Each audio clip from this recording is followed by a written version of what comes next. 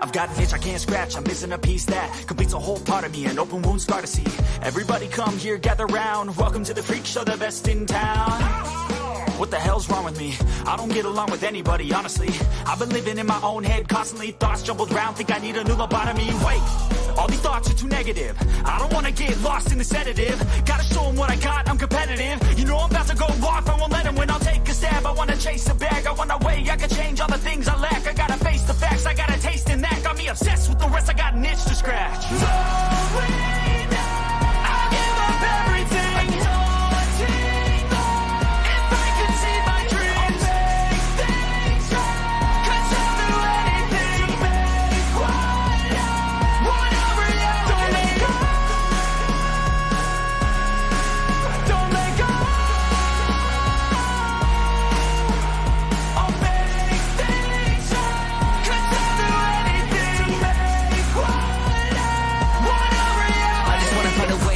The venom in my brain, running from the past, wanna escape my pain. I just wanna be a better person, I deserve this, I just wanna break these chains. Always asking for greatness, true to myself, I never fake it. Seen too many ones that are so they get famous. And when I say the truth, most really can't take it. In spite of everything I've been through, I'ma make it. Fake friends, but on my downfall is toxic. Day one, started the outlaws for profit. Now all I do is write verses, no talking. All I do is put the work in, no option. This was everything I ever wanted, created a legacy off of me, just being honest. And the fake ones hate, but it's all to no avail. They wanna see me lose, but you know I never fail. I'll give up everything, daunting, if I can see my dream. Cause I'll do anything, want a reality.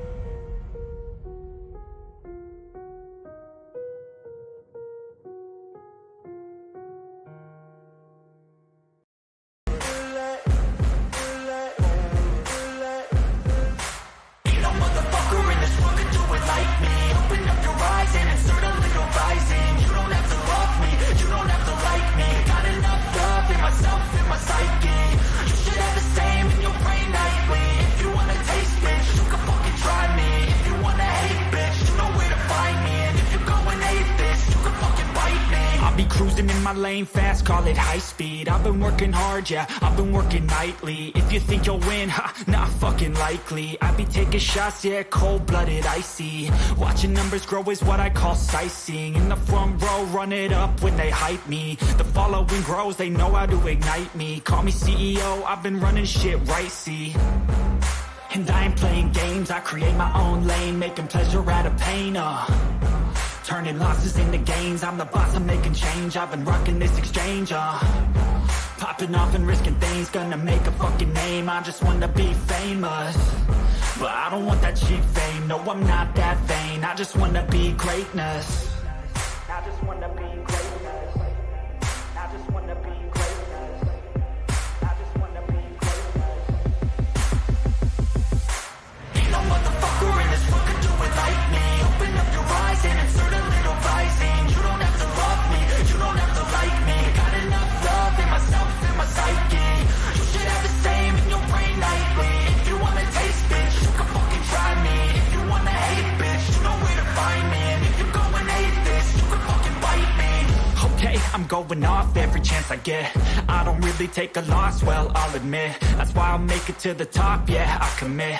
And no, I'm never getting lost, I get after it. Investing in my own stock, cause it's faster than any crypto hits go, let me spend. Everything that you see is something I invent. And it's only a percent. I'm gonna take shots. If I miss all, forget it. I'll take a fat loss just to learn all that's in it. I'm taking snapshots, learning how to fall and get it. I'm getting back up, always stand tall, don't sweat it. I never back up, I don't miss a thing or regret it. I'm always learning, you could call me academic. I'm always working, never been apathetic. That energy is like a poison, needs some antiseptic. Ain't no motherfucker in this world can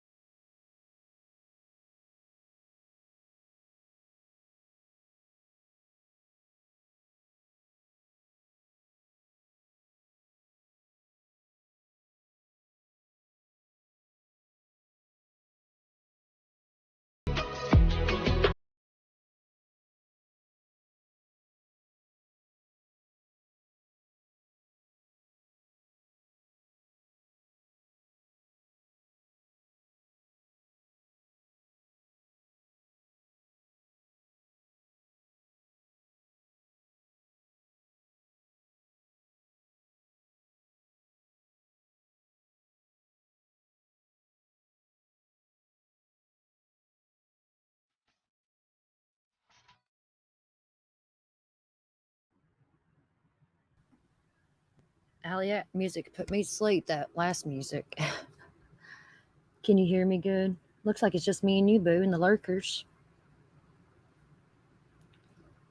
Which I'm not going to be on here long. There ain't much to really go over on this, but I wanna, so I am.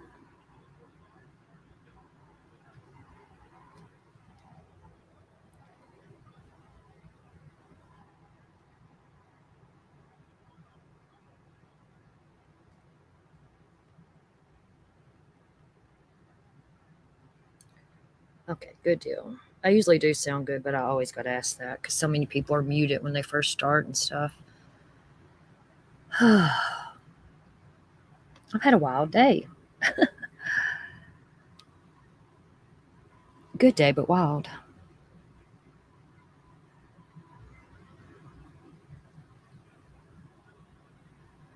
I'm excited for our live tomorrow, Allie.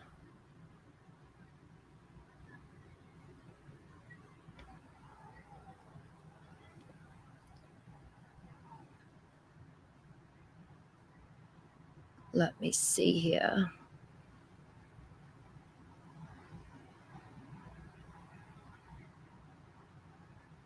Sorry if you can hear TV in the background.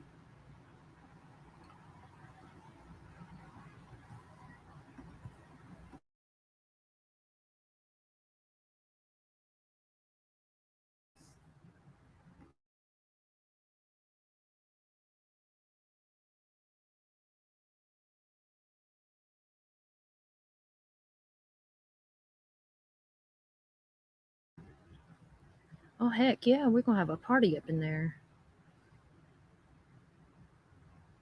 It's nice to be on another panel that's not a lot of people, you know, because like Shares, I love her and stuff, but man, there's too many people in there. It makes me nervous. All right, let's just go. Let's start this. I'm going to go to Evil Exist. JLR actually had a video, but I'm afraid he'll strike.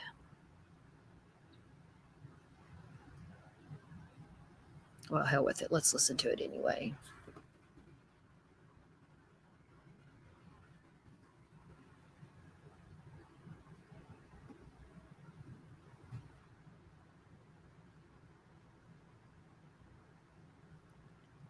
Where's it at?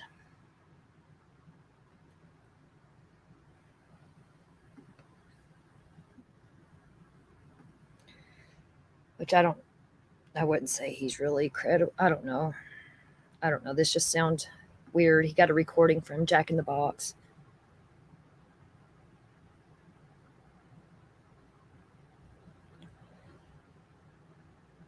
Yeah, I ramble too. I don't know what to say when I'm alone after I'm done saying, you know what I mean? What I need to say. Look, it's just me and you, Allie. Everybody left. I'm going to play this of JLR.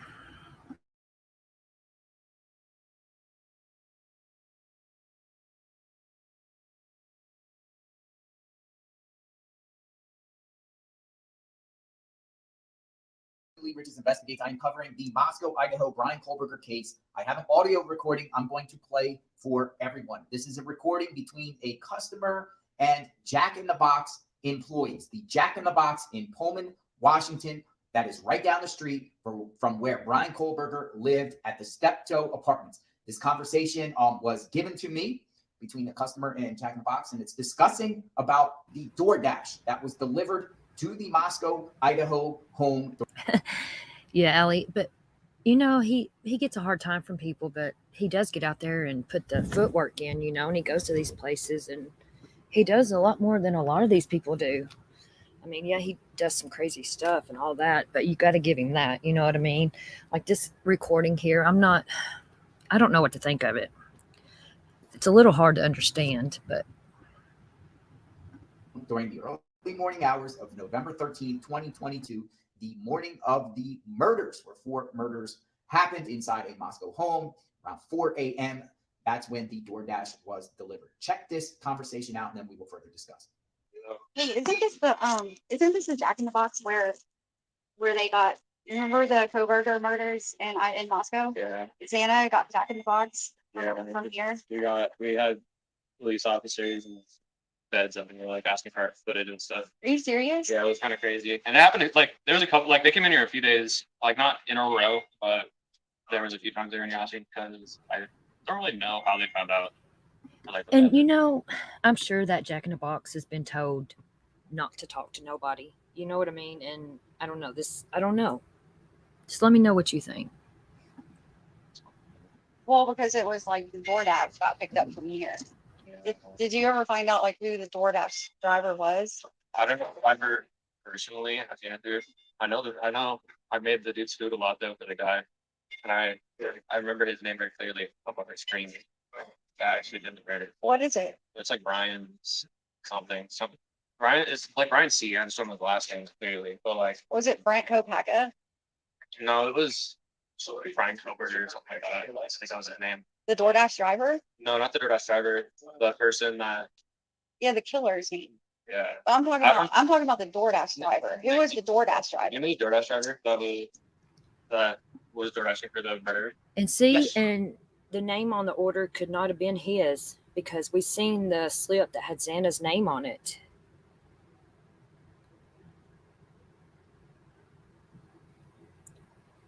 I agree, Allie. There's too many gag orders. I don't know. And it wouldn't have his name on it. It clearly showed us in the beginning her name.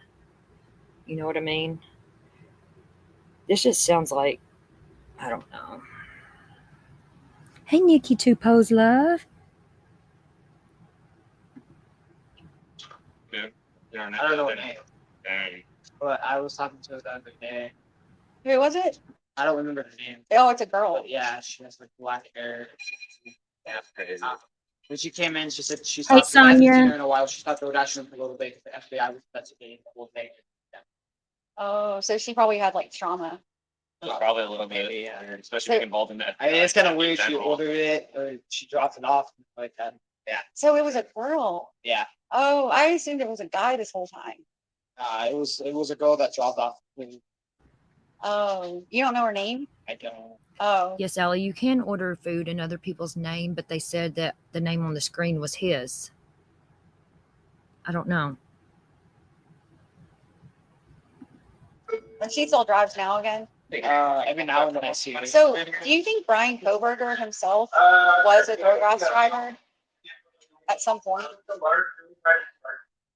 Maybe, honestly. I mean, do you remember ever seeing him be a DoorDash driver like around here, or picking up from here or whatever? No. Well, I was just wondering because I thought it was weird that like the DoorDash person came at the same exact time he did to Yeah, the house. Like, what are the chances of yeah. that? I don't know. So I obtained that conversation.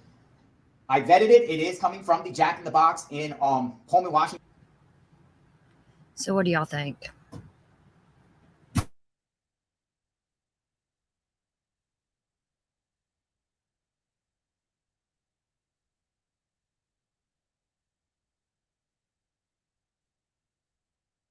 He vetted it, but I don't know.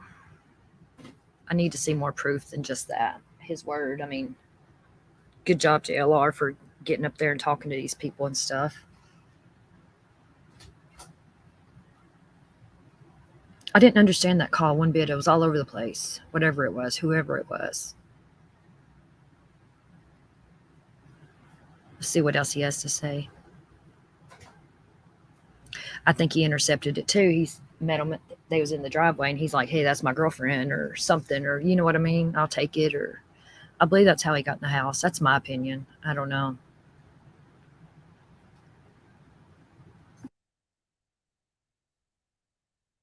Washington, reason being because I also talked to employees in Jack in the Box who confirmed with me also on tape, which I will share with all of you in a future video, about the DoorDash that went to the Moscow home coming from the Jack in the Box. It was an order at the Jack in the Box. Unsure who made the order itself. Was it Brian Kohlberger? Was it actually Xana? Was it any other roommates in the house? Anyone else for them?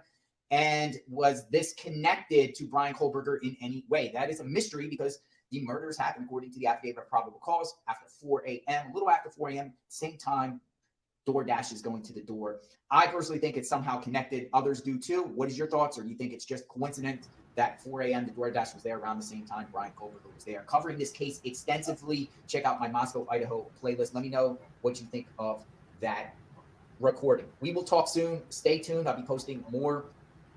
Yeah, I agree, Allie. Something like that. Yeah. And he knew their names, or one of them at least, because he messaged one on Instagram. And then he had one of them. I don't know if he got the ID after he killed him or before he killed him. But he had one of them's ID. I think he met Xana and Maddie at the Mad Creek. I've stuck with that, in my opinion. And I think it was Maddie, the target. Okay, let's see here. Let me get another one here. Evil Exists done some little things on it. I usually like theirs because they just, pinpoint the stuff. And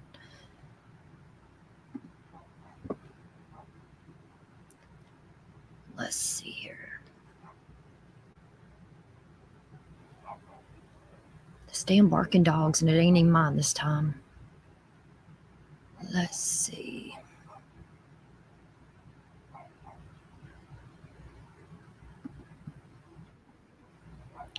Sub up to Evil Exist if you haven't.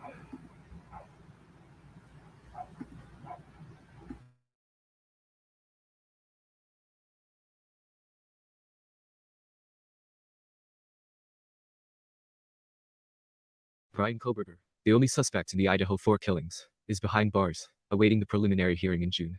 We're hoping that a lot more information will emerge then. A big question is whether or not Brian had an alibi for that night. If he claims he is innocent and didn't kill the 4 students, then what exactly was he doing during that time? Possibly sleeping, I suppose would be the logical answer.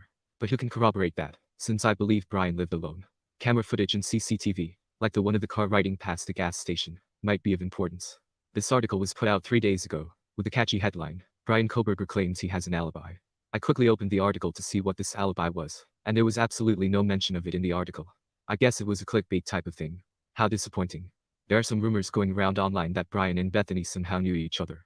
I even saw one person on Facebook, claiming that they went to the same church.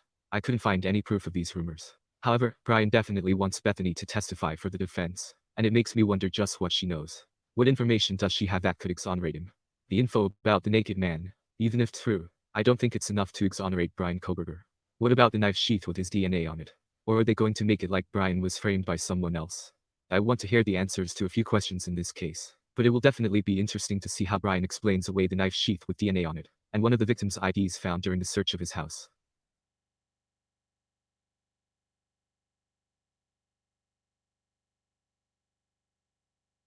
We need to talk about this secret recording that Jonathan Lee Riches put out on his channel a day ago. It's pretty interesting. At the beginning of this case, I actually saw some comments on Facebook about the Doordash driver being female. Of course, like lots of other things in this case, it was just speculation. Well, Jonathan has this secret recording between an employee at Jack in the Box and a customer. In this recording, they're talking about the Doordash driver that delivered that order for Xana. Early parts of the same morning, they were killed. Jack in the Box is in Pullman, Washington, and because of its close proximity to where Brian Koberger lived, many speculated that it was him who placed the order for Xana. Maybe as a type of distraction, or to see who was in the house. Go listen to the full call on Jonathan's channel that is linked below. Yes. Yeah. I don't know what name, but I was talking to her the other day. Who was it? I don't remember her name. Oh, it's a girl. But yeah, she has like black hair. Yeah, crazy. When she came in, she said she thought, because I hadn't seen her in a while, she thought they were dashing for a little bit because the FBI was investigating the whole thing. Yeah.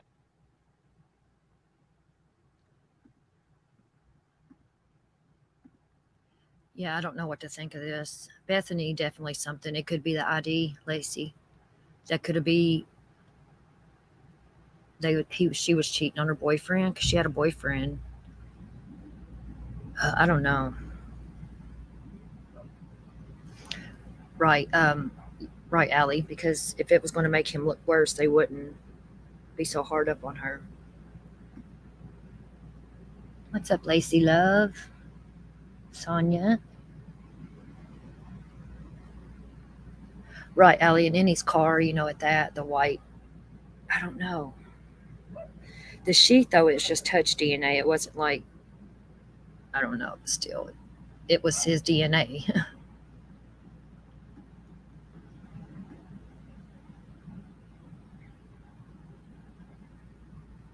All the girls do look similar in the dark. That's true. I think he knew, though. I don't know. Dylan still throws me off too because she was right there. Her room was in between them. You know what I mean? Like, something's up with her and Bethany.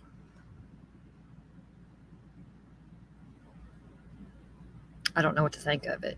And then this recording. Lacey, do you believe this recording that Jonathan Lee Riches put out? Did you hear it? Yep, ID in his car. Took it all the way, what, to PA with him? Like 8 hours or something, wasn't it? They waited to call. But you know, if Dylan seen him and was frozen shock or whatever, there's no way that girl could have went there and went to bed and went to sleep.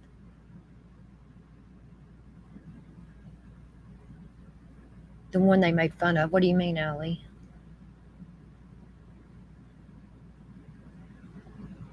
Lacey, Jonathan got this interview thing or phone call or whatever that he said was real. He vetted it, and supposedly it was a female Doordash driver with black hair.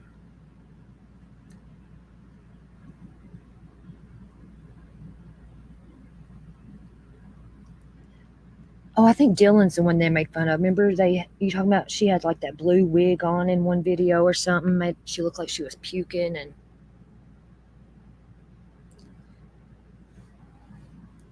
yeah, Bethany. And why wouldn't they have Dylan come to court too? You know what I'm saying? If they're getting Bethany. Yeah, the Ring camera, yeah. Yeah, it was Dylan, Allie, I believe. Let me see here.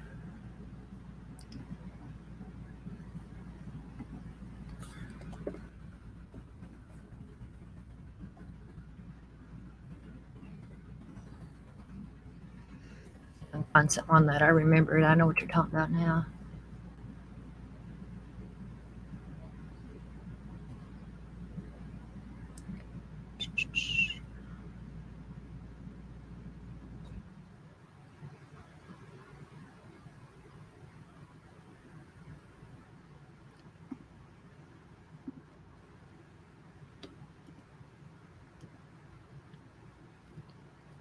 Okay, this here, Cluminati is her name of her channel.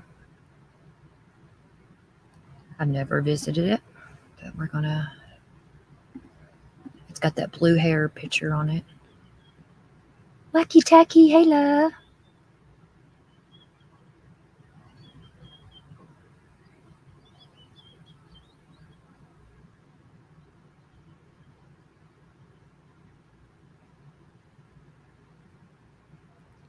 I think this is going to go deeper than we could ever imagine.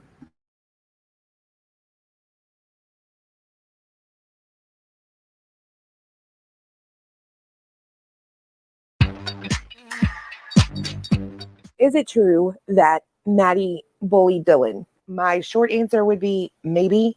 At the very least, I do not think Maddie had the same amount of love for Dylan as she had the other roommates. If you have no idea what the heck I'm talking about, all of this bullying stuff started with this video from Maddie. People say this video is just making fun of Dylan, and I find it weird myself, so I can't judge them. The good news is I found thing one. Side note, you'll have to excuse me talking. I'm eating chewy sweet tarts, and no, you can't have any. So I just want to point out this picture right here, okay? Dylan is on the left. This chick is on the right. Dylan was thing two. And I always just wondered, where's thing one? It's normally like a partner kind of costume. So then we have this video that the other girl thing one posted. And you'll notice the girl with her is not Dylan. I have them both on the slide, but they are not posing together. The photo of Dylan was taken, I believe, in Kaylee or Bethany's room. But I want to point out the one on the left, thing one, Dylan thing two. So I want to focus on the song or the audio chosen for the video and some of the still shots. So the audio was just titled, "Use this if you're gay." And here's another still shot. It's hard to tell if Dylan is laughing or I'm not sure. At some point, it seems like maybe Xana was trying to comfort her. I'm not sure if maybe she just got like super intoxicated or she was crying. I'm a girl. I've done both. It almost looks like a cry red like on her face. Y'all know us females are dramatic. Then again, it could just be that she was super intoxicated because right here, it kind of looks like she's passed out, but I'm not sure what she has on. So last night I noticed that Dylan had actually responded and commented on this video. It simply read, absolutely not. And the comment was made on the same day it was posted. Now we're going to flip back to this thing one girl. And you notice in this video, Dylan is there, but they are not dressed like thing one and thing two. Here's a shot from the video so you can see it's actually Dylan. Here's a second video that was taken the same day, but notice it omits Dylan and two other girls. And in this one, she tagged Xana and Bethany. Not at one point do I see a photo of them together dressed like this or a video where they're both in it and dressed like this. That random girl, though, dressed like thing one is someone I actually believe was friends with Bethany. And I really wish I could play you the audio because it talks about committing crimes. But anyway. Now we're going to go through some posts that Maddie made and the responses from her friends and then the responses that Maddie gave to them. This is why I think she just didn't value Dylan like the others. So on that set of photos right there, Dylan says, so pretty, and Maddie sends back the heart face. Then Bethany responds and says, love you. And Maddie responds back at Bethany Funk, ILYYY, I love you. Then she posts this photo and says, meet the roommates. Kaylee comments, yeah. And Maddie then responds back to her with, I don't really know what this face is. I'm assuming it means mind blown. Also underneath that same picture, Bethany writes, love you. And Maddie writes, love you the mostest. Then Dylan writes, love you with a heart. And Maddie just writes back, at Dylan Mortensen. And these four emojis, like a blowing kiss, a wine toast, a halo, and a heart. So it does make me question the responses. Both girls said, I love you, but she only says it back to Bethany and sends a slew of emojis to Dylan. Next, we have this photo, and it's the one with her in her pink cowboy boots. Bethany says, you guys are the cutest of all time. And Maddie writes back, missing you. Then we have this one where Maddie is just in that pink dress in front of some bushes. Bethany comments, stunning, and Maddie writes back, love you the most. Then Dylan comments, gorgeous, and Maddie writes back, thanks, miss. So I'm not sure who moved in when, like, were Maddie and Bethany already? You know, Dylan does look a little out of place. You know what I mean? With the, I don't know.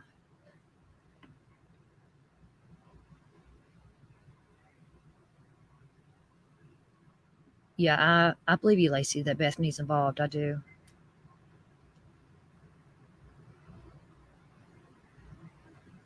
And remember, a roommate of Maddie's last year took her life, an ex-roommate of Maddie's. She took her own life. See, and I thought it was her brother that was involved, that girl's brother that died, the girl that died. I thought it was her brother was going to be involved in this for revenge.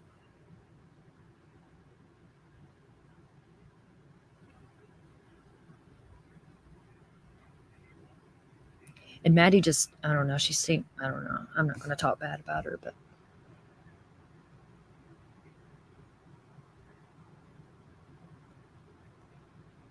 I hadn't heard that the Doordash driver was a female until recently. Hey, Sunshine Love.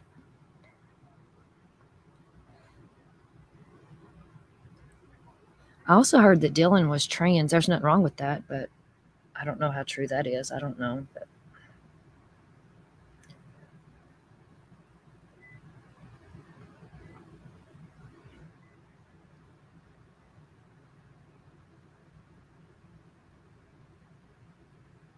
yeah, Lacey, I agree. Santa is, I feel, was the most sincere one. Down to earth. I agree with you. Especially Kaylee. She gave me a weird vibe. Like that I'm better than everybody. Yeah, see? I still think that. I swear I think he's got something to do with it. Maybe he hired Koberger and Bethany, or yeah, I thought it was her brother getting revenge because they like wouldn't speak out on this, but they said that it had nothing to do, his sister's death had nothing to do with Maddie, but I heard otherwise. I still believe it's that girl's brother. Me too, Lacey. I hope it is. Or at least something like they're doing on the West case where we can listen or something, you know? Okay, I'm going to finish playing this and see what it says. In the house, then Kaylee joined, and then maybe Dylan or something, but maybe she's like she is commenting that way because she doesn't know Dylan that well, or maybe there really was a true distaste for her from Maddie. I know one thing, if I were Dylan, I would feel some type of way. If I'm throwing out them words, I better hear them back. Another thing I noticed is the lack of like touching amongst the two of them, Dylan and Maddie in particular. If you notice, Maddie is a really like touchy-feely person. Like you can see her with Xana here, then Bethany there, and her arm is up on Bethany. But then here she is with Dylan in pretty much the same exact pose, and she's got her arm down to her side. It's the same exact way. In this photo, Maddie's arm is down, not touching her. And that almost seems to be the case with Kaylee too, because if you notice in this photo, both of Dylan's hands are down and she's not touching Kaylee.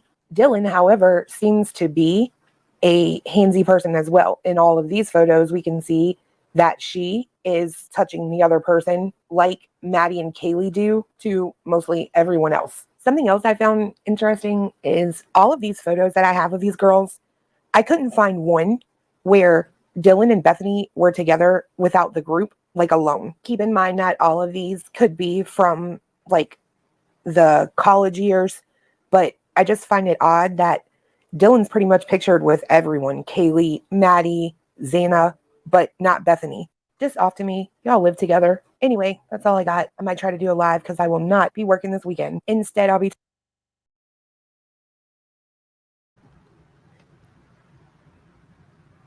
Sunshine, that's cool. Which one's dad do you know?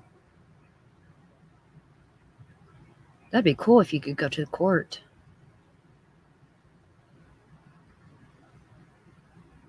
That would be really cool.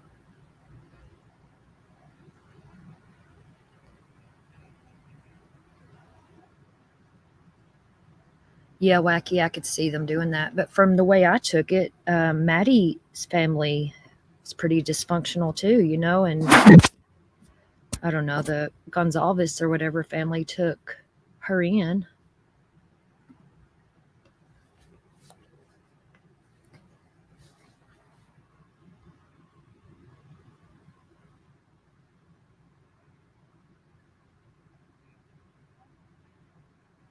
Yeah, good point. Yeah, it's like, yeah. Oh, there was let me see here.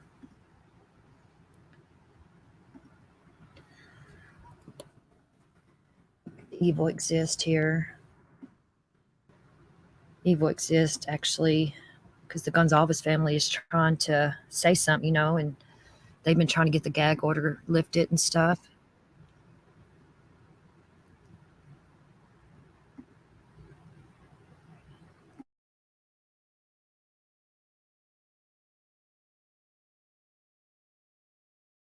Following the Brian Koberger case, you will know that we are anxiously awaiting the preliminary hearing, which is scheduled for the 26th June.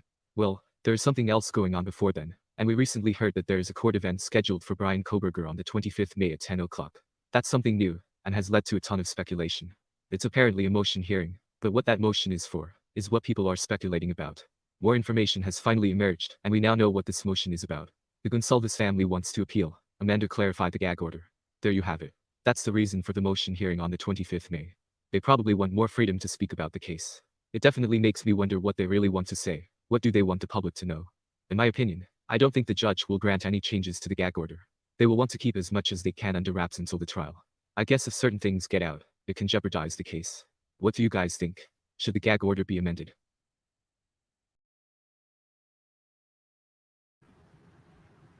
It is fucked up though. They gag ordered the families. Look at these other cases. Look, Allie, you say it's good.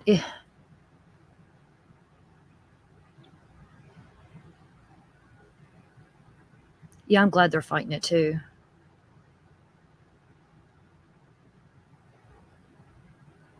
That's wild. Kaylee's dad and Sunshine. Have you heard anything? Like, I don't know. And remember in the beginning, what's his name? Steve? Is that what his name is? I haven't covered this case in so long. He said they didn't even have to go upstairs talking about the killer. What did he mean by that? Do y'all remember him saying that? That the killer didn't even have to go upstairs? I don't know. They know something. He did speak out.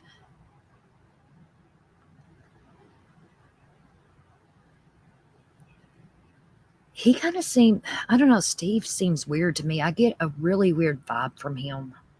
Like, I don't know. Like, I don't know. I get a creepy vibe from him.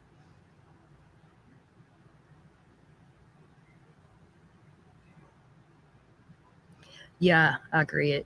Allie, okay.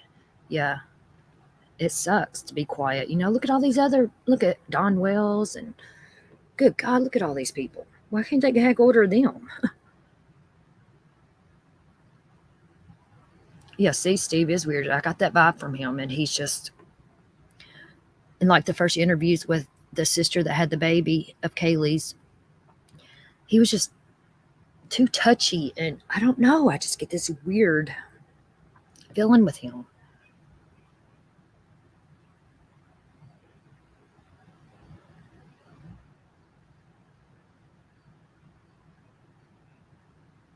I wanted to find something on that girl.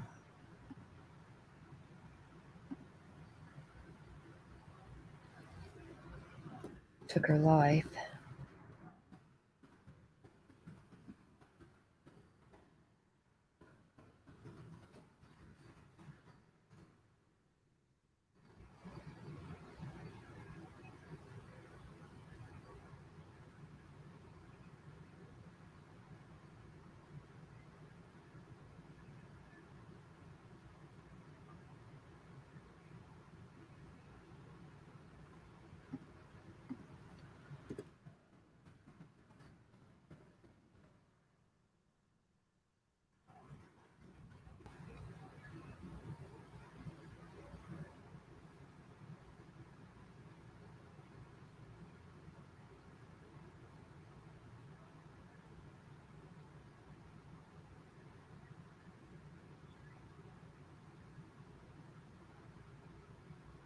Just a second here.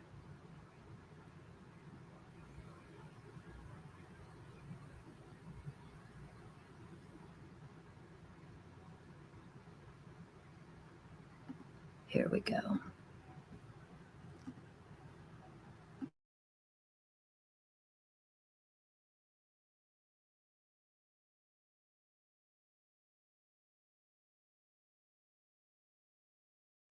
Hey, Unc. Hey, it's good to see you, bro. How are you?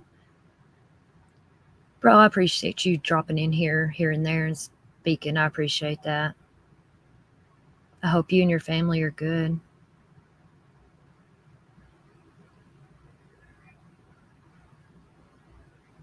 Oh, that's interesting, Wacky.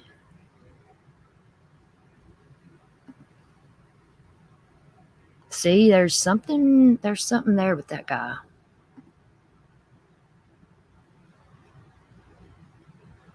I agree, Allie. I agree with that. Oh, I appreciate you, Unc. I do. I don't really associate with nobody from our OG community anymore. Everybody's went their own ways. Just do my own little thing.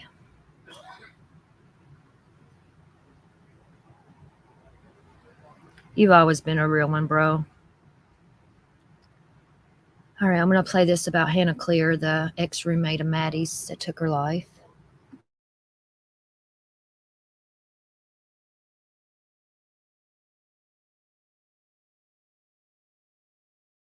I have seen this talked about very little, and I think this is huge.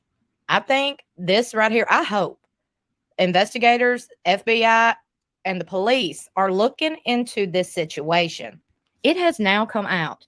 Apparently, somebody posted on Twitter that there was a girl who allegedly committed suicide February 24th of this year. This is Hannah Cleary. Hannah was also a student at the University of Idaho. What's even more ironic is that she was one of the victim's roommates, old roommates, ex-roommates. She used to live with Maddie. Now, this person put out a tweet and said she deserved it. Each and every one of them deserved what they got. Karma finally caught up to the horror all of her gang did to that little girl back then. Now, you already know, if you put this kind of stuff on social media, I'm pretty sure your account's going to get took down real quick, fast, in a hurry. I'm just saying that's how the world works. I mean, I've said far less and got my accounts took. So, I mean, I'm just pointing that out there, okay? And we do like to point out and discuss the facts, not the misinformation. I did find this comment too. Not saying anyone deserves what happened, but you can see in the food truck video the way Maddie just kind of plows through that group of three like they don't even exist and then starts trying to grab other people's food. She definitely didn't have manners. Yeah, you can say, but she was drunk. But my opinion is people's true colors show when they're drunk. Now, everybody's got their own opinions on that. But y'all, the Hannah situation, her committing suicide after allegedly being bullied. Now, this post was put out there to clarify. Hannah Cleary took her life in February. Apparently, she shared a dorm with one of the victims and got bullied. Her birthday was November the 15th. These 4 people got murdered November the 13th, 2 days before Hannah's birthday. Now, Hannah's father has been quoted, has been said, I guess he's been on the social medias, and he's come out and said, I just want to confirm or clarify that Hannah overdosed on an over-the-counter sleeping medication.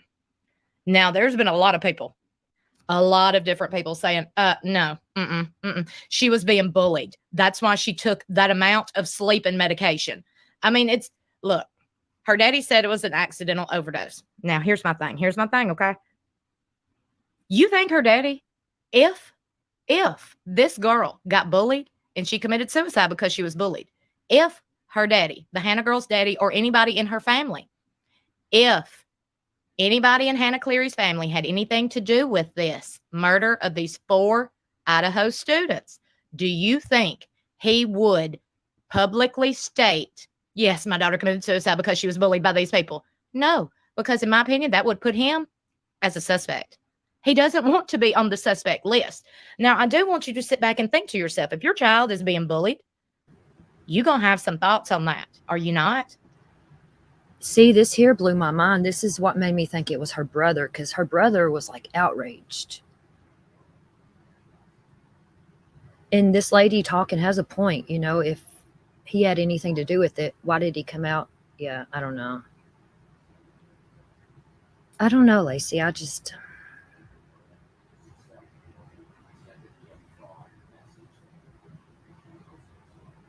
that was my gut feeling from the beginning. It had something to do with this, but.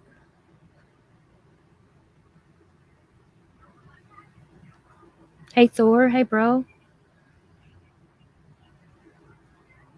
Oh, Hannah had a guinea pig. Oh.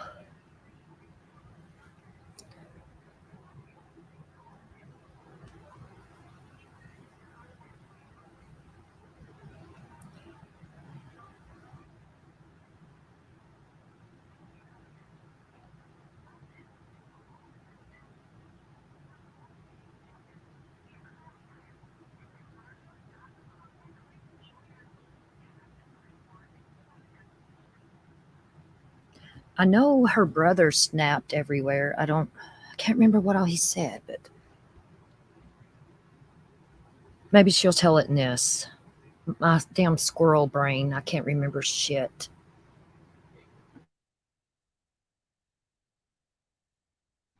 Are you not? Okay. Now, since this key piece of information has come out, I think it's very, very important that we know all the stuff that's going on. Now, I previously thought that maybe it was the ex-boyfriend. Maybe it was Jack. Maybe that's why the dog didn't bark. Maybe it was the other roommates who was sleeping downstairs who ironically were unharmed, who ironically didn't hear anything out of the ordinary. But now, since I've heard that there was this Hannah Cleary, who was an ex-roommate of one of the victims, and now there's people coming out saying Hannah was bullied by these people and they got what they deserved. Y'all, that absolutely, to me, has a lot to do with everything that we're discussing. But I do want to know y'all's thoughts and opinions in the comments below. Like I said, okay, the Hannah girl's daddy did come out and say, oh, well, she just accidentally overdosed. So everybody's like, well, okay, clear him. I'm like, no. I don't think anybody needs to be just cleared that quick. You get what I'm saying? I think at this point, when you got 4 people that have been murdered and you've got the police and investigators don't even know where the hell to start, you got the families of these victims out here on national TV claiming that they're finding out more through social media and through the news than through the actual police department and investigators. That says a lot to me. It says a lot. Do y'all think the Hannah Cleary committing suicide has anything to do with the murders of these 4 students? Let me know in the comments below. Please share this video. Subscribe if you have not already. I'll see y'all in my next video.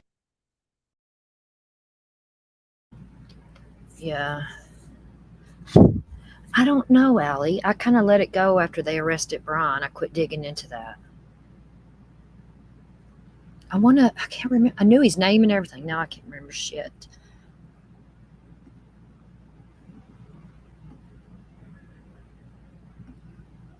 Let's see if she put anything else out on that.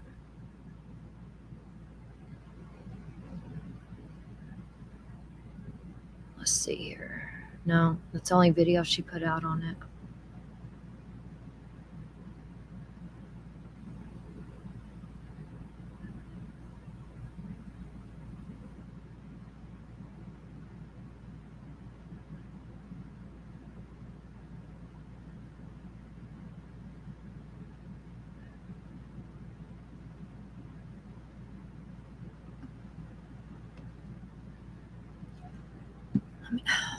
I want to.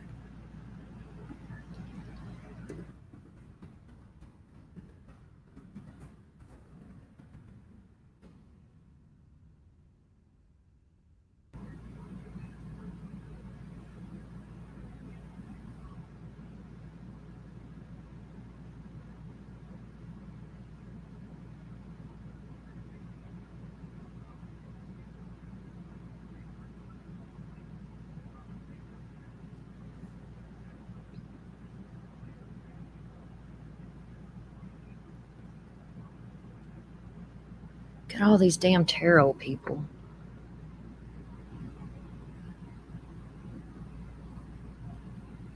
Looks like a lot of the stuff on Hannah has been wiped off here.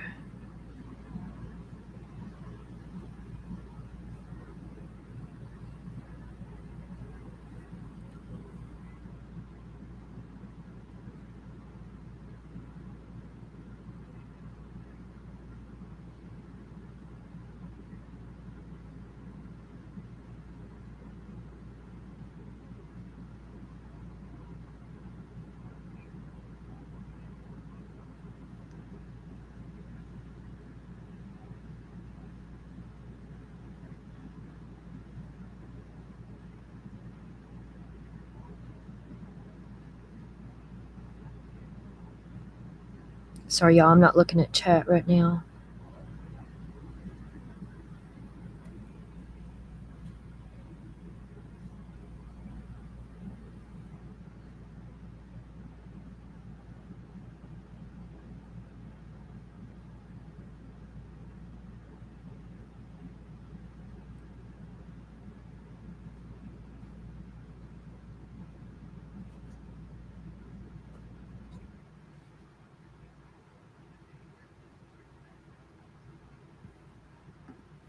I don't know. I'll squirrel off forever if I don't get back over here.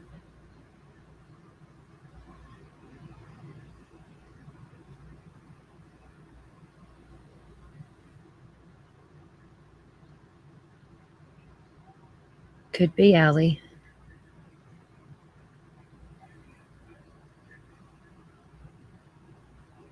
Oh, 12 years old. That's sad.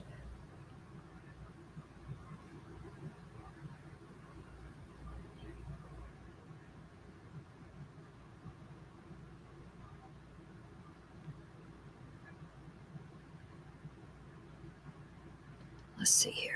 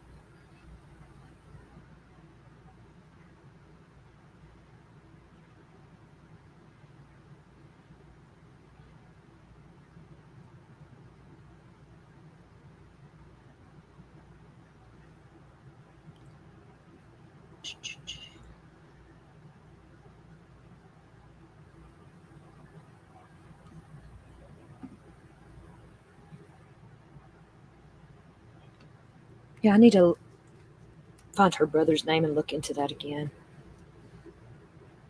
Yeah, Lacey, I think everybody's going to be shocked too. I agree. Said I think this goes a lot deeper than we can imagine. And it's already sad.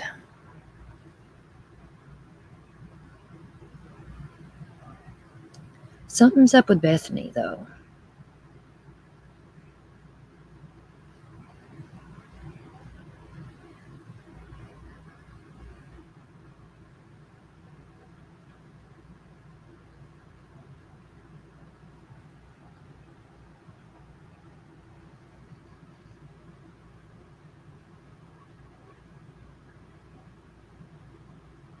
I wonder if they would let us like get court documents after these court dates and stuff. Sunshine could probably go pick them up.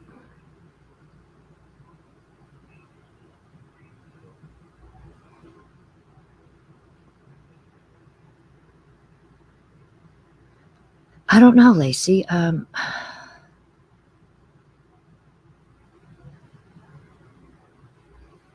Maybe. I don't know. It all blows my fucking mind.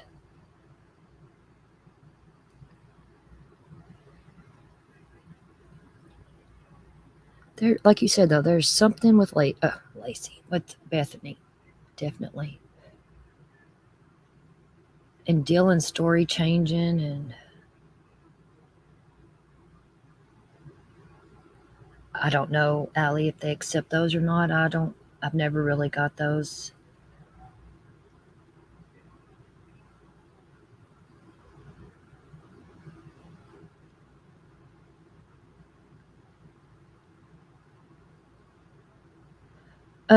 Hey, Squid. No, it was an old roommate of Maddie's before she moved into that house that unalived herself. Not one of the surviving ones, no.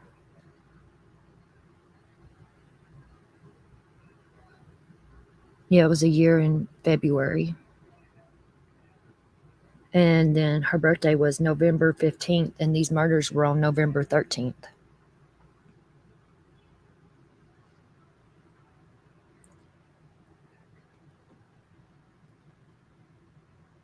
Yeah, with the gag order, no.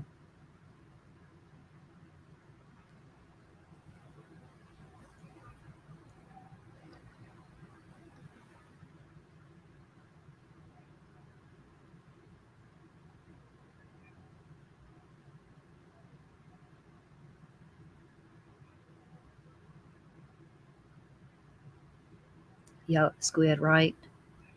And see, and the girl that unalived herself had a brother, and I can't find it now, but when it first happened, that's who I thought took their lives for revenge.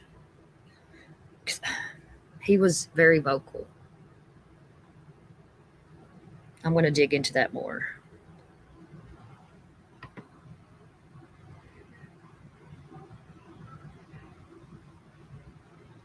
See, Lacey, I didn't even know about that. I haven't really followed this case much since the beginning, honestly. As soon as the tragedy pimps, Betty and all them got there, and I'll walk away from cases when it gets like that.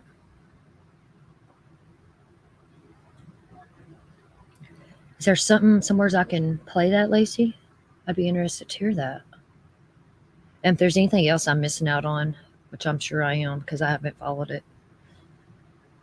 But when the stuff about the Doordash driver came out, I've always said that it has something to do with it. So I got into it. Banfield, okay.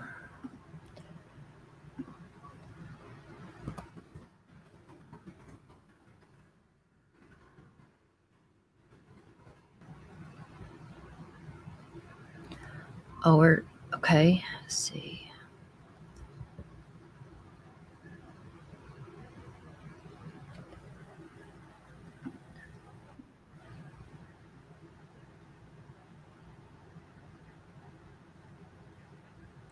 Here's something about a burner phone. Is that the right one?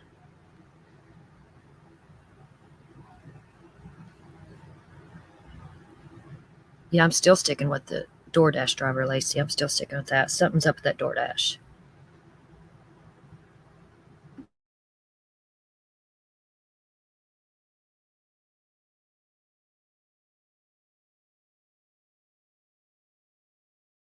Can you tell me something real quickly, Alex?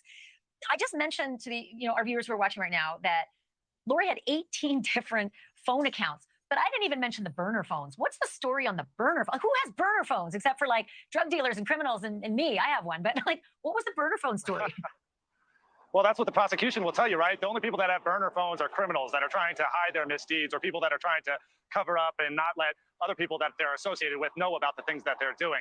And so it was revealed today that multiple phone accounts existed for Chad, for Lori, for Alex Cox. Now, there were 3 in particular for each that really were doing the brunt of the misgivings and the misdeeds, I would say. But ultimately, what the defense is trying to point out is that just because someone has multiple phones doesn't make them a criminal. Now, of course, as you mentioned, those who have burner phones usually are up to no good. But really, there was a lot of talk today about the phones, about the communications, the side chats. Also, Lori was saving some of these burner phones that were associated to Chad with different names, like she would put him as a bishop in her phone, or Alex Cox had different pseudonyms and aliases on all these different burner phones as well. So a lot of conversation about tracking phones today and about the phone activity that were happening.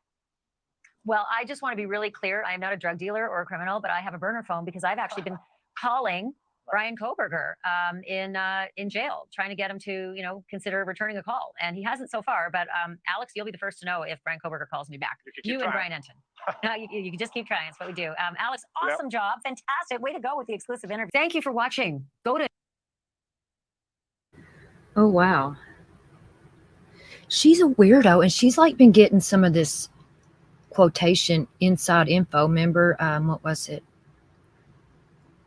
She is the one that came out and told the news story about what happened with Dylan, about what Dylan saw. Yeah, how is she calling him? Let me go here. I thought it was weird that she had all this info that nobody else could get and the parents couldn't talk, but she could talk.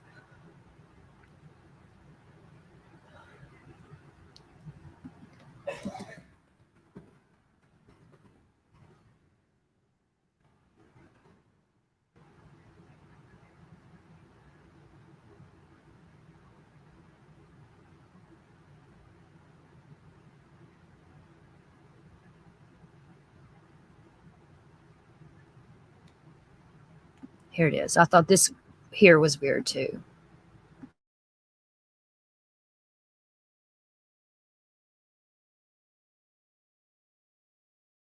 Tell you, it certainly does give a little bit more perspective as to why she didn't call 911 right away, perhaps.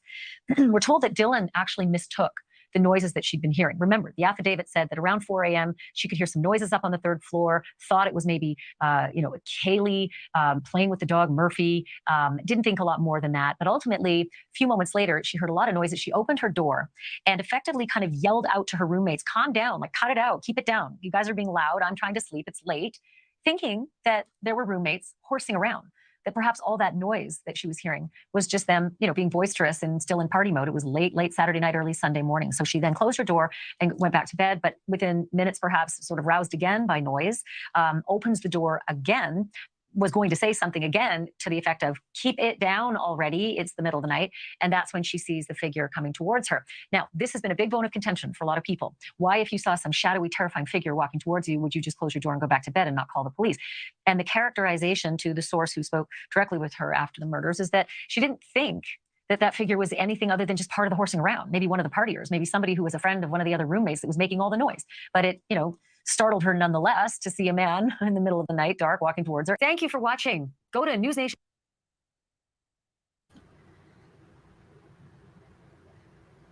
Yeah, hold on. And I had some more on this when she done this.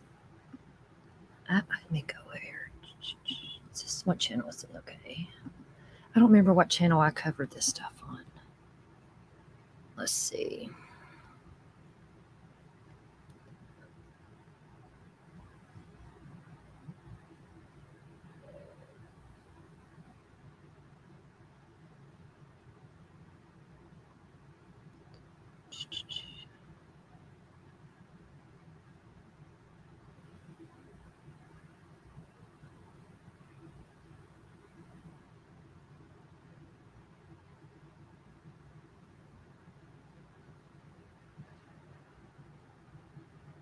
Y'all bear with me.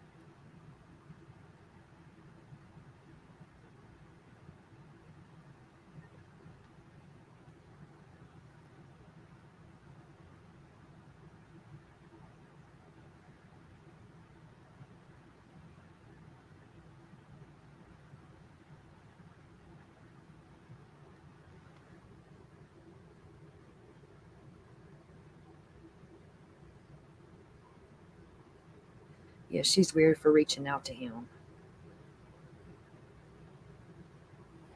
She's weird as fuck.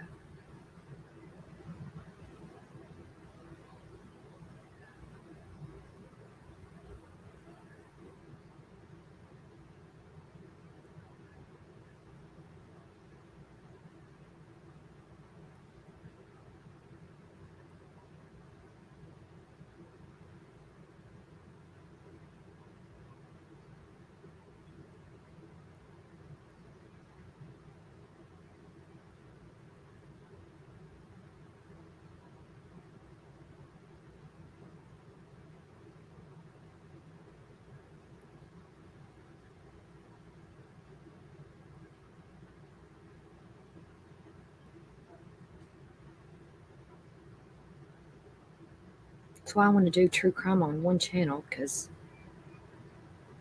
I'm all over the place.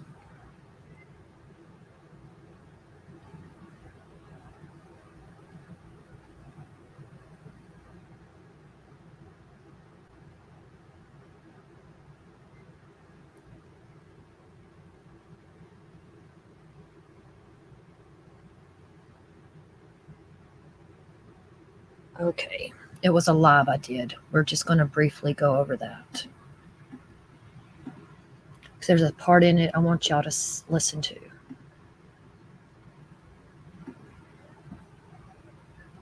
Let's see here.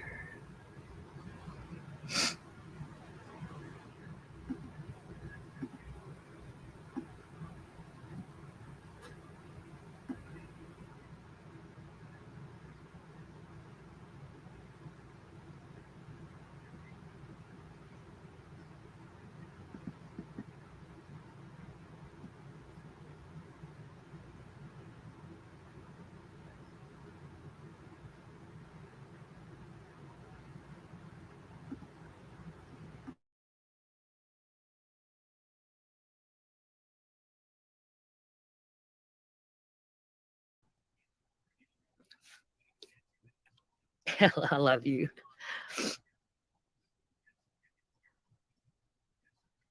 Exactly, wacky tacky. I don't know. I know Koberger filed something. I don't know. I don't, like I said, I haven't kept up with it. I mean, I'll watch stuff here and there on it, but I don't like dig into it like I was.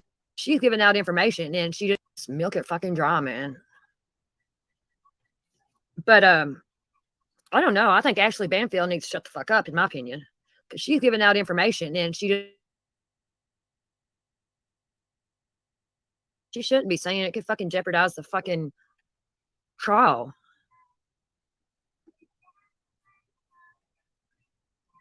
I don't know if y'all seen the latest little thing from Ashley. It was only a minute long. I mean, I like Ashley, but gosh, she's getting bad. I don't know. I don't know how y'all feel about Nancy Grace, but I loved her. I'd rather have her than Banfield any fucking day, in my opinion. I like Nancy Grace.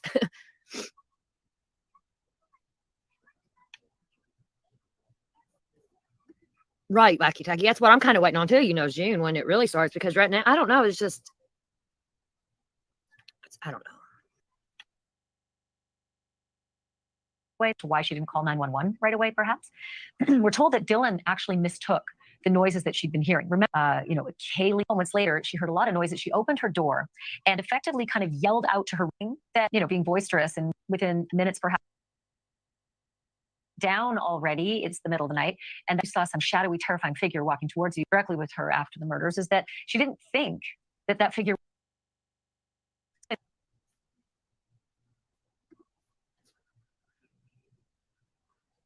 Okay, and that's all there was on that. I know, wacky tacky. It's crazy, ain't it? Why is she doing this?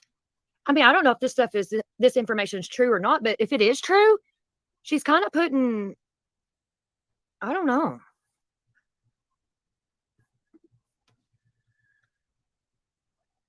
I don't think this is good. Couldn't it fucking fuck with the trial and the investigation and shit? Putting all this information out there?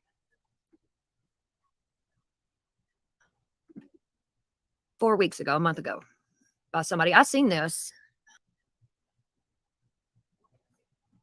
This was posted a while back. 4 weeks ago, a month ago, by somebody. I seen this.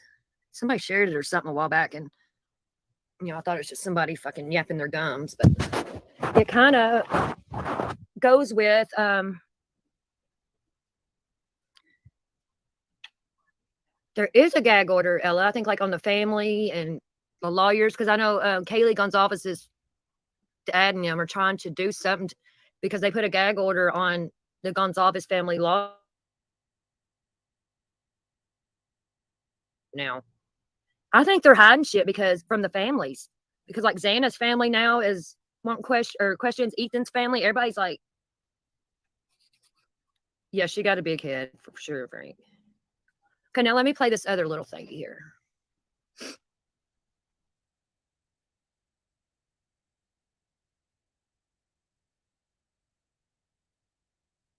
Okay, now remember, this was posted a month ago, and this channel has less than 500 subs. And just listen to what Ashley said. Okay, so before we dive into what I'm referring to about the Fed screwing or attempting to screw Dylan, and give you a brief background as to who I am. So my girlfriend is in Dylan's inner circle. And by inner circle, I mean inner circle. Like they've hung out almost every day since the incident occurred.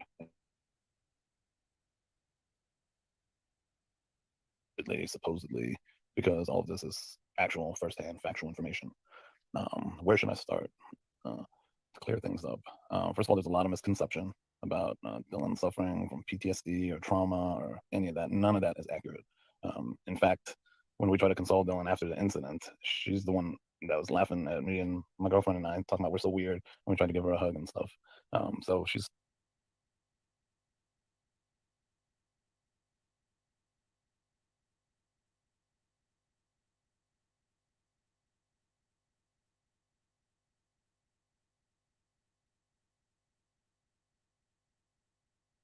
It keeps kicking me off. didn't suffer any trauma. The incident that night, and what I'm referring to with the feds actually put a lot of words into her mouth that she didn't say herself first.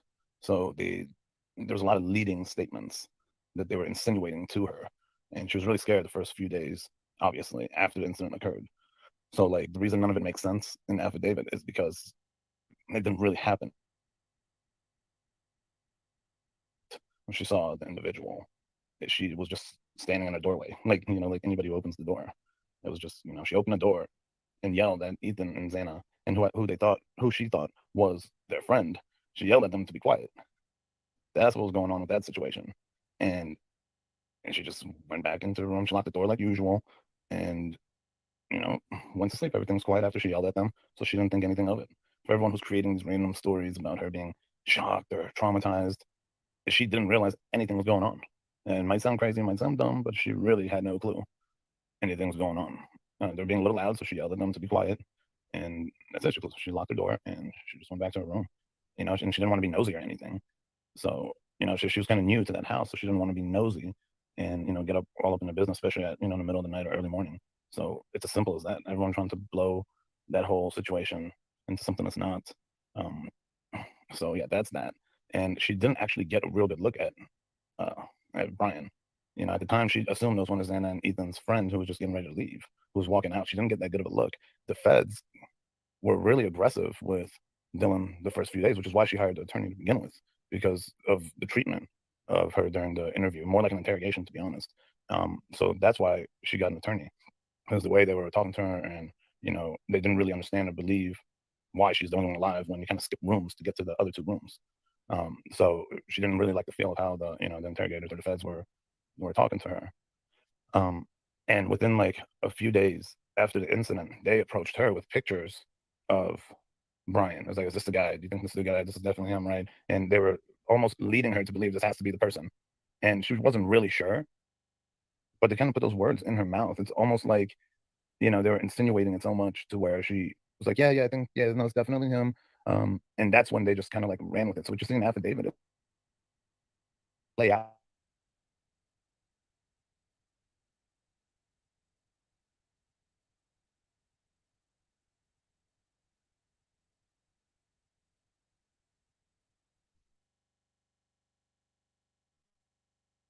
It didn't play out that way.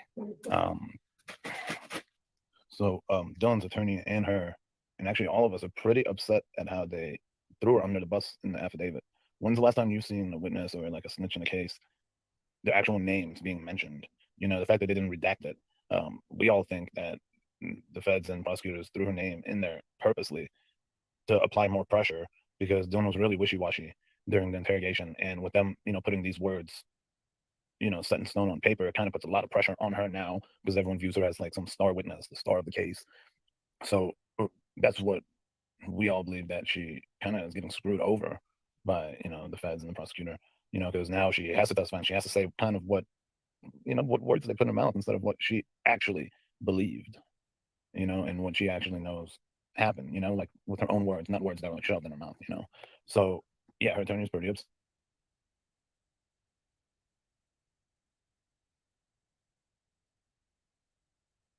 That she has to go with what the feds put in her head and in her mouth. Why? Why does she have to? I don't know. Did y'all see what I'm saying about this and what Ashley just released recently? I think this is Ashley's source. Yeah, Frank, I can believe this. Squid, Frank. Yeah, I wasn't in college or nothing, but when I was younger, me and my friends, we partied and stuff, and there was a lot of people in and out, and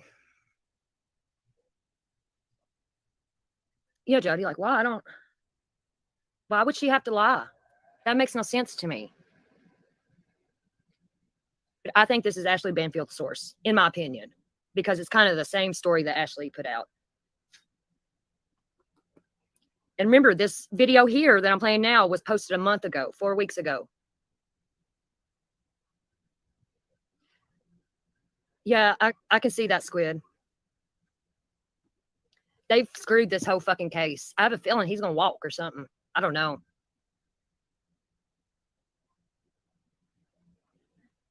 But surely they have her interviews with the feds and stuff recorded, and they can see how they was trying to put thoughts into her head and stuff. Why didn't she just tell the truth? You know, if someone was sitting there trying to tell me, oh, you seen his bushy eyebrows, I'd be like, the fuck I did. This is what I seen, and this is my statement. And you know what I don't know, but she's young and she was scared. I get it. But yeah, Jody, I feel like he's going to get off or get a slap on the hand or something. I do. And then actually releasing all this stuff. But I have a feeling this is her source. And he's not even a source. But what he said makes sense to me more than anything I've heard, though.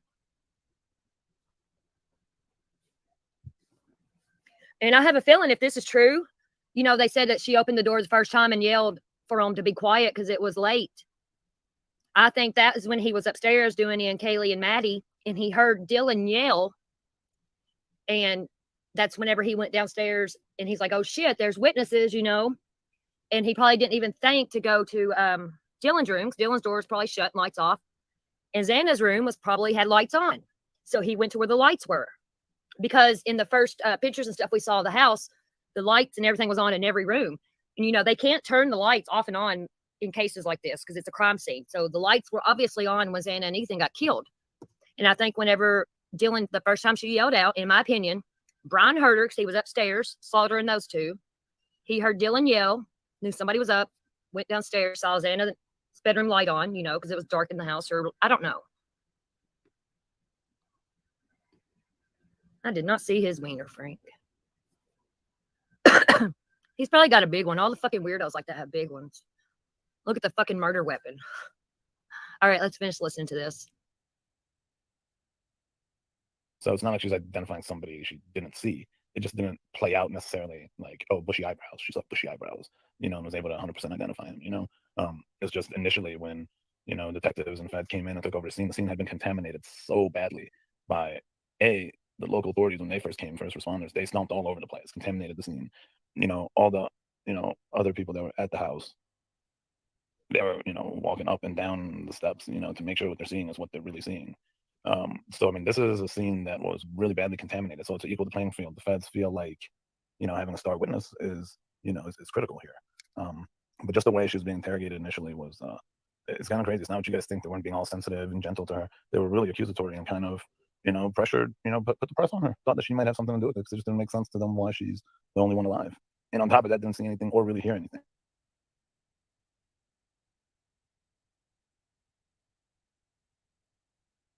Upstairs, you know.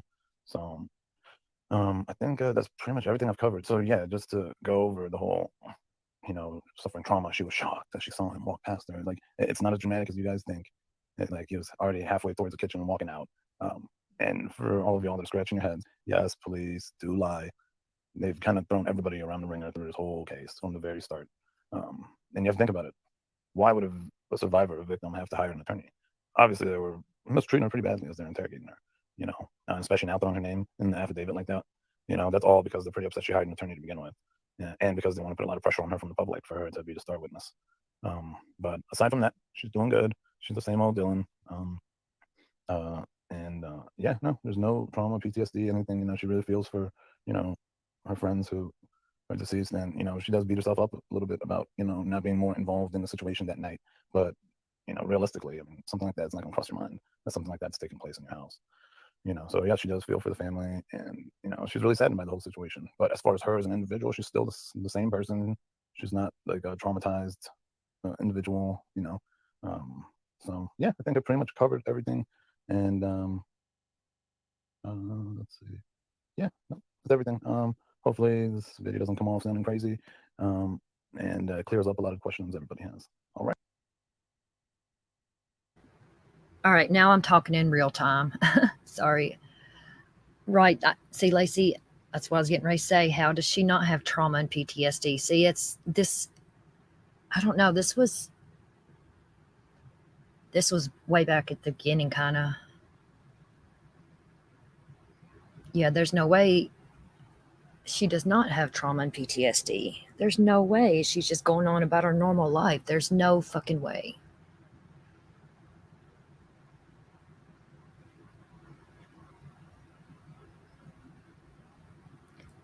But this was the only thing this guy, I can't even remember the name of the channel now. I don't even know if the channel's still up. I think they took it down. That's the only thing he had on that channel. And he had like under 500 subs. And then, like, by the end of it, everybody started playing it and stuff. And he had like thousands and thousands. I'd be screwed in the head for life too, Lacey. Hell, I'm already screwed in the head for life, and I've not been through nothing like that.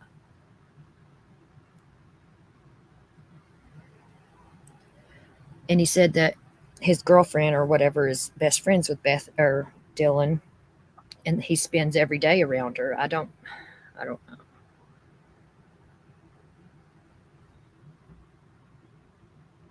Yeah, I agree on that, Lacey, that this story did make sense on her seeing him and yelling out.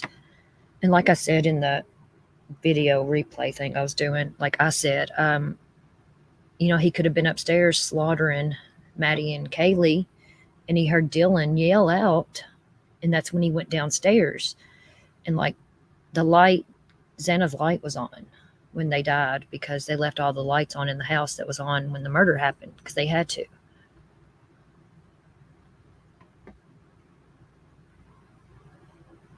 Yeah, Squid, I got too much shit all over the place too.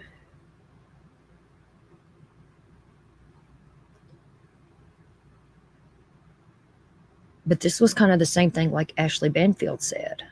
And I just wondered if that guy was her source. He said a lot more than her, but... Right, Sunshine, you're going to have some kind of trauma from something like this. There's no fucking way you can't.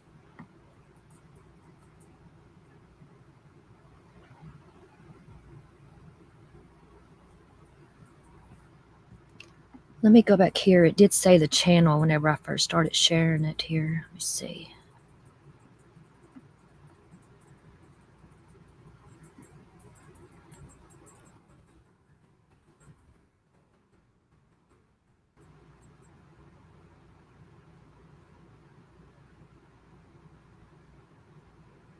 Let me see here.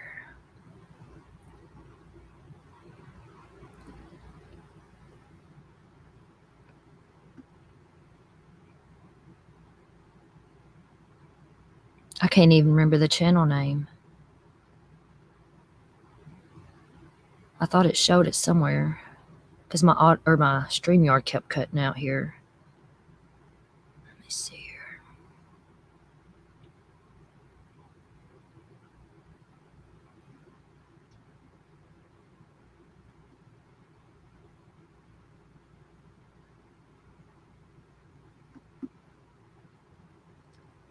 Let's see here.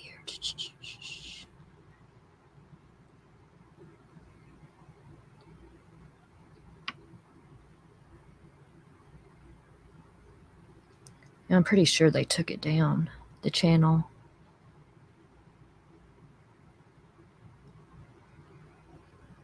But it was just wild. This had been up for a month before Banfield said that. And I had seen this before Banfield even said that. And then when she said that, I was like, fuck. The same thing that dude said.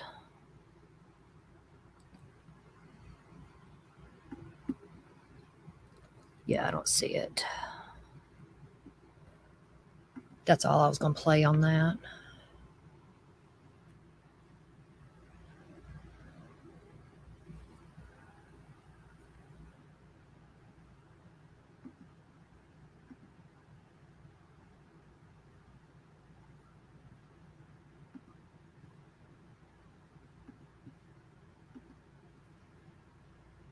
Hold on, Allie. I'm going to look and see.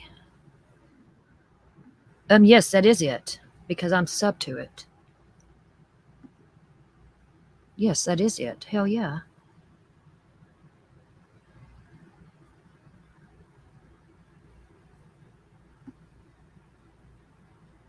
At the big dick comment, yeah. Oh, Paris. Get me a souvenir, Thor. Yeah, I think Kaylee's parents. That could be true, Lacey. That could be her source.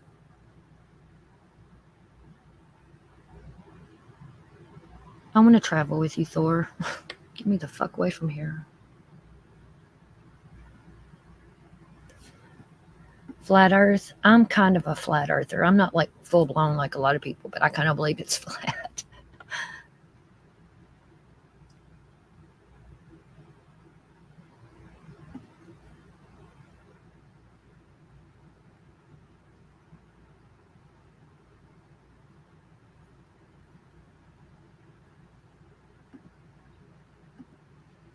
Yeah, see, here's that channel. No, that's not it. Yeah. 611 subscribers. They had a lot more than that. But look, it got 47,000 views. I had a lot more subs than that.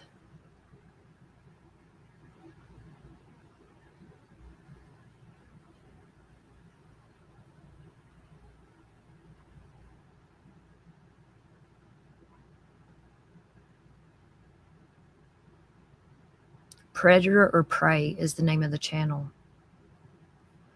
Let's see, when did they start that channel? December 30th, 2022. Let's see what the email address says. Predator or Prey Creator at gmail.com. Yep, see, that's all that was on there, was that.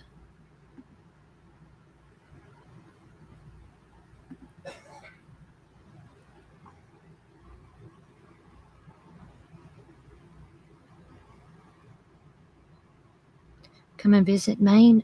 It gets cold up there. But y'all got marijuana everywhere.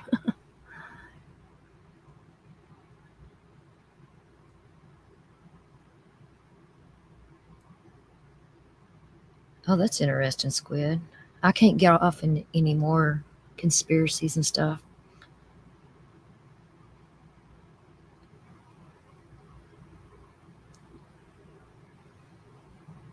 I hear Maine's beautiful, though. There's not a lot of population there, is it?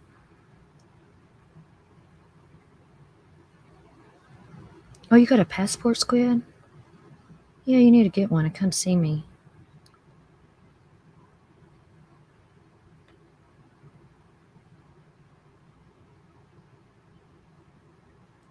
Yeah, that's how I am, Lacey. I am to an extent. Like, I'm not, yeah, same.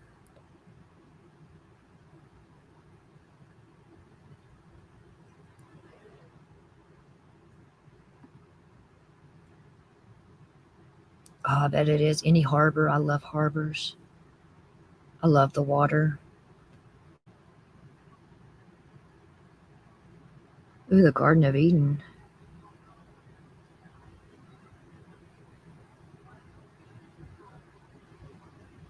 See, I'm not educated on stuff like that, but this is probably, y'all gonna probably laugh at me.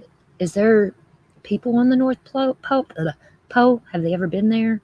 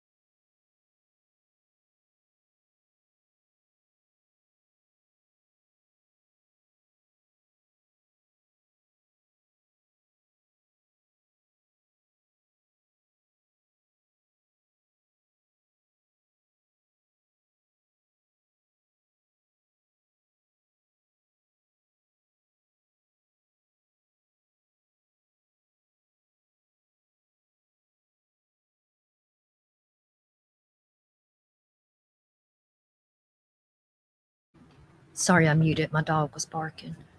Oh, that's cool. See, I never knew that about the North Pole. Yes, Squid, I got a passport, and it's good for 10 years.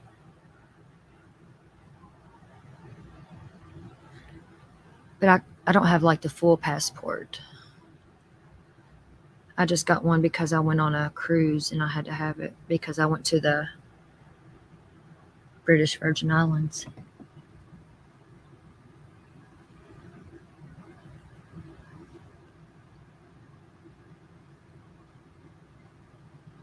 Passports are good to have.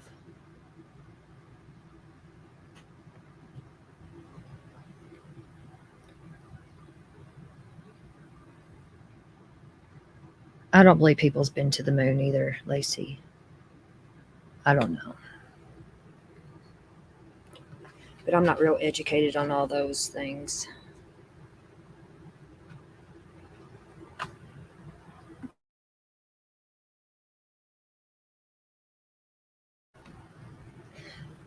And I'm going to feel really stupid tomorrow, Allie, with y'all up there. Y'all know so much more than I do about all that stuff, but I'm going to learn and I'm going to put my 2 cents in. Yeah, we're going live on Allie's channel tomorrow.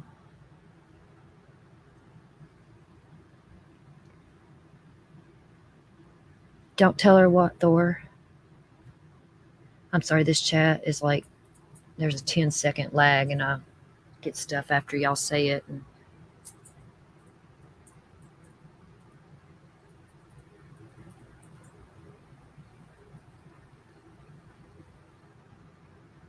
oh, she studied at NASA. I didn't know that. So, oh, see, I'm always interested to learn about stuff.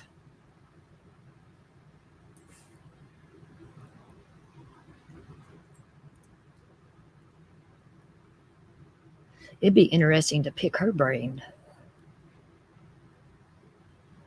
She still studies there now? Yeah, I knew she was in Orlando. I didn't, oh, that, see, I didn't even know NASA, that was there. And yeah, I knew she was in Orlando. Allie, you can drop the link to it. That is cool.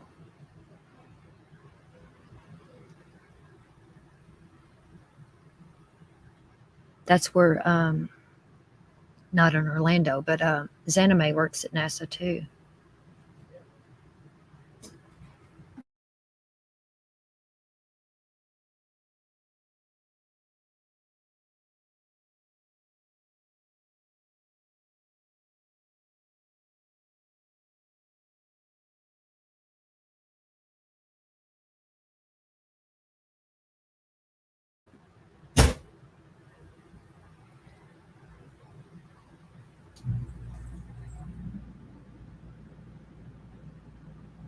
Yeah, I'm glad you do daytime lives too, Allie. This is probably the latest I've done a live in, I don't know, because it's getting about my bedtime. Thank y'all for subbing to Allie. She knows a lot about a lot of stuff.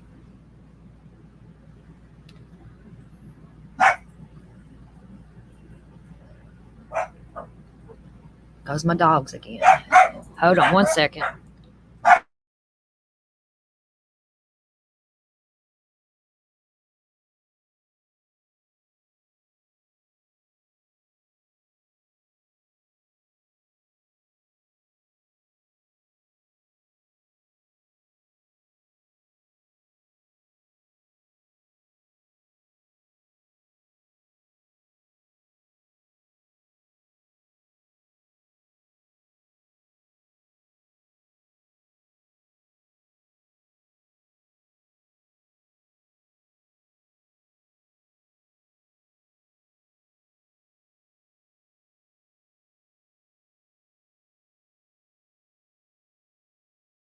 Just 1 more second, y'all. Hold on.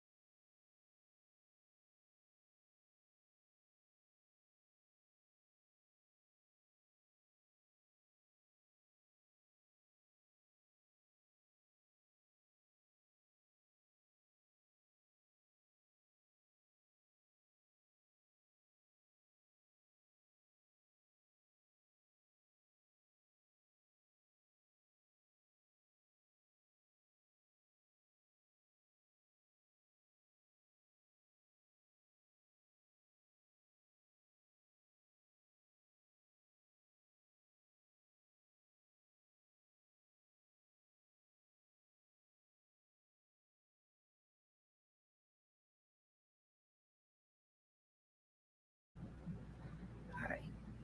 Sorry, my little dogs get to barking and can't hear nothing.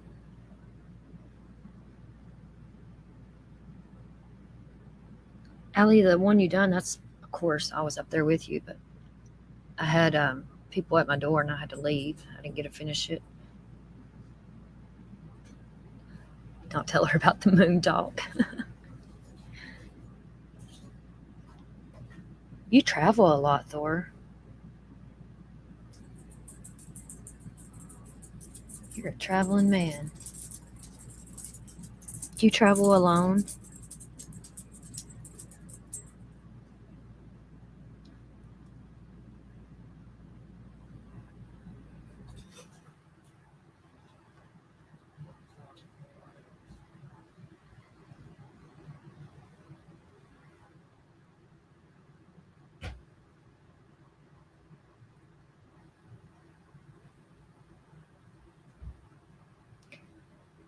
Oh, hell, be careful. I mean, I know you're a man, but be careful. Paris, man, I'd love to go there.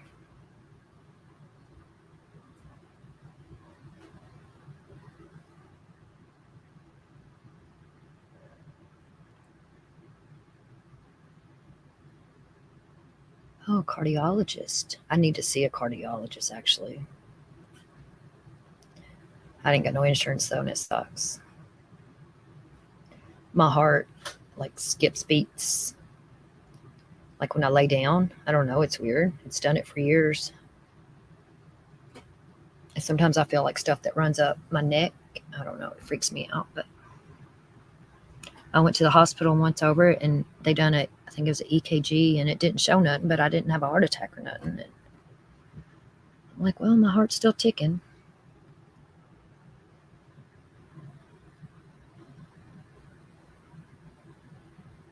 Ain't that what a cardiologist says, heart doctor?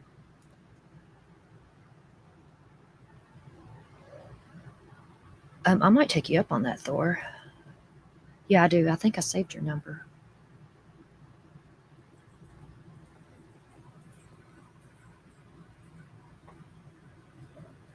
And like, I had a really bad spell of vertigo years ago, just out of the blue. And I don't know, I get really dizzy now. Like, I don't have vertigo, but I get dizzy and my heart will start fucking going crazy. I don't know if it's connected. I don't know.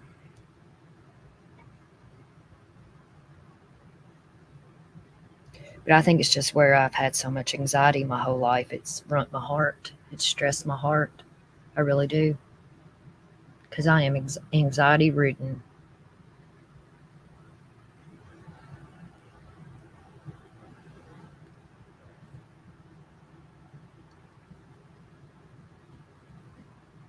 I don't know if I have low blood pressure. I've never been told I have.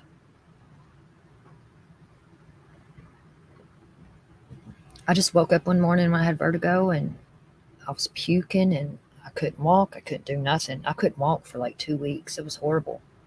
I haven't had a bad spell like that again, thank God. But the after effects still linger.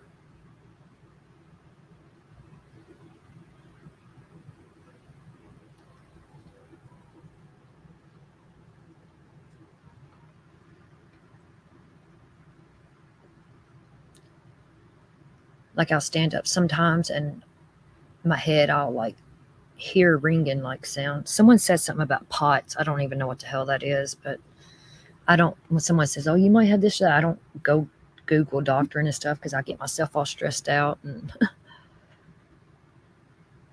I don't even know what POTS is, but that stuck in my head that I was going to mention to a doctor. POTS.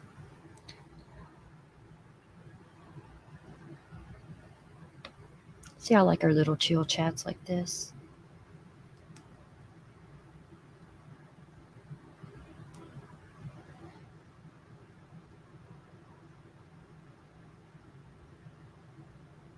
See, I cannot say that.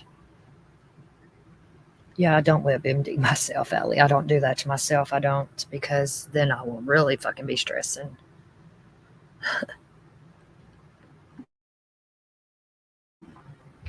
I'm horrible.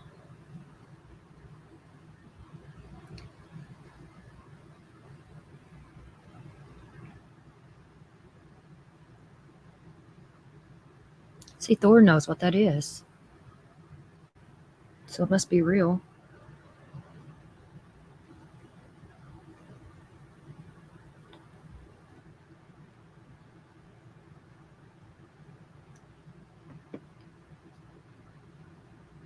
And there's no way I could pronounce that.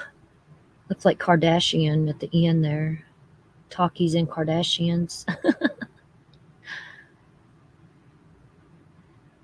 Hell, I didn't know we had a doctor on our hands here. Hell yeah. See, you never know who's on here. That's cool as shit.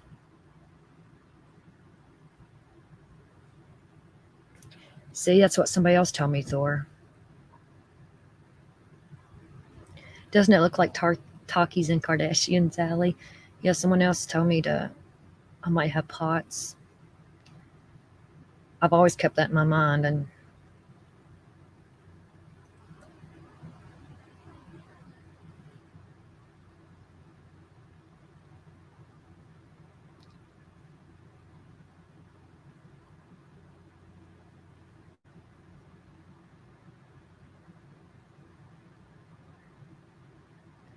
so maybe I do need to go get checked out.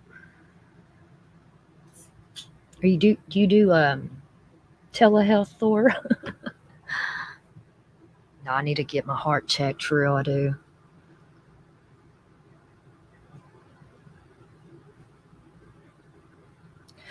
Horses, man, I couldn't imagine having a horse to alert me of something.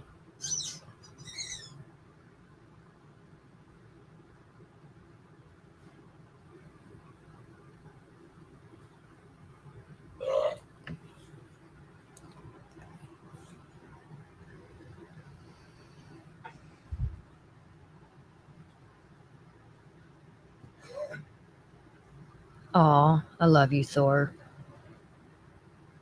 I really appreciate my true people, man.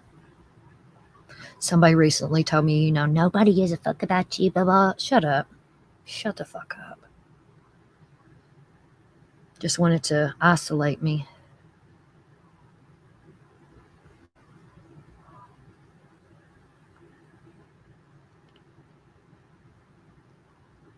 I'm not going to get on that. I'm done with that shit.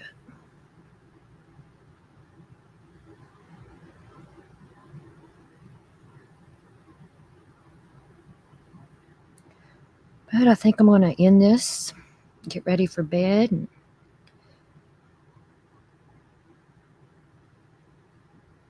love you too, Thor. I do.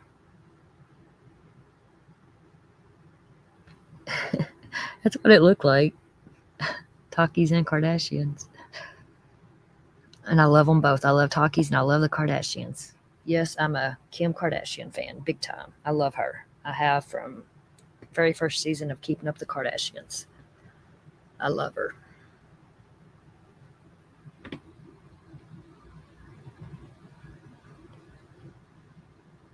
I like Courtney too, and her with Travis. Yeah, that they're so cute together. I think I love them together.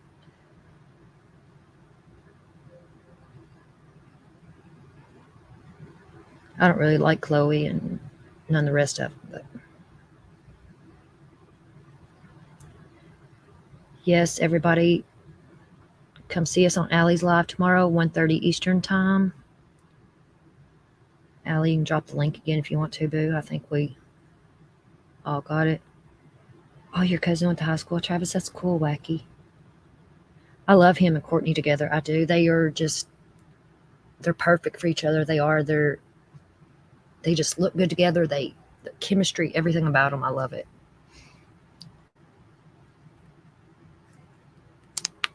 I'm so happy for her.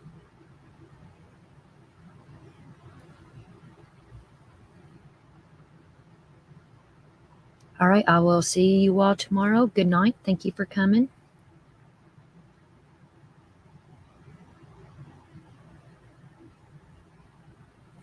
Oh, Wacky, you'll have to send me a yearbook picture. I'd like to see that. I worry about Travis though, because he looks a little bad sometimes. But y'all have a good night. Love y'all. Adios, amigos.